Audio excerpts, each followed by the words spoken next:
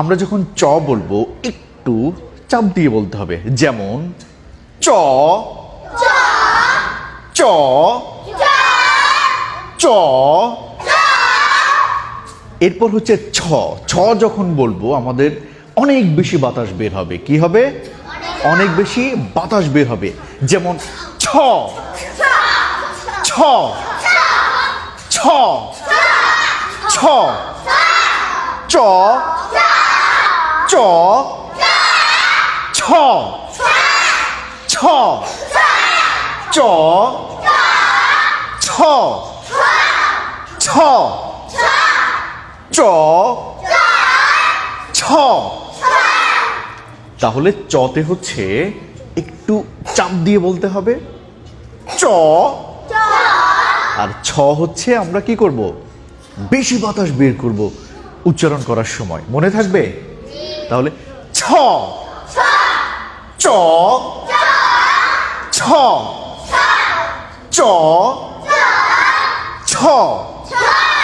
চাচা চাচা চেচে চেচে চিচি চোচো চা চে চি চো চা চে চি চো চা চে চি চো চা চে চি চো চা চে চি চো চা চে চি চো চা চে চি চো চা চে চি চো চা চে চি চো চা চে চি চো চা চে চি চো।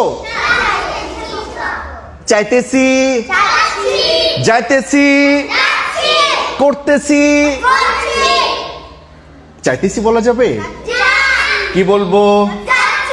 যাইতেছি করতেছি খাইতেছি আসতেছি। বলবো? কি বলবো?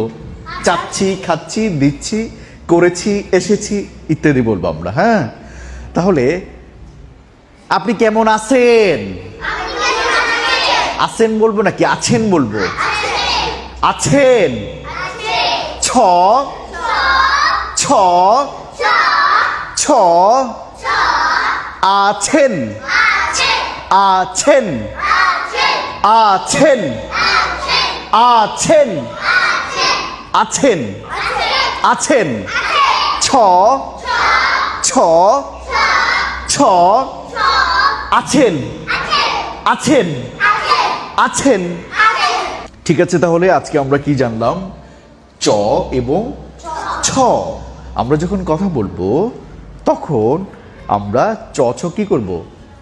আছেন গেছেন এভাবে বলবো না, আমরা বলবো আছেন করেছেন দিয়েছেন খেয়েছেন গিয়েছেন। ছ। মনে থাকবে? কি বলবো? ছ। কি বলবো? তাহলে চ এবং ছ চ ছ। মনে থাকবে? ধন্যবাদ সবাইকে। আসসালামু আলাইকুম।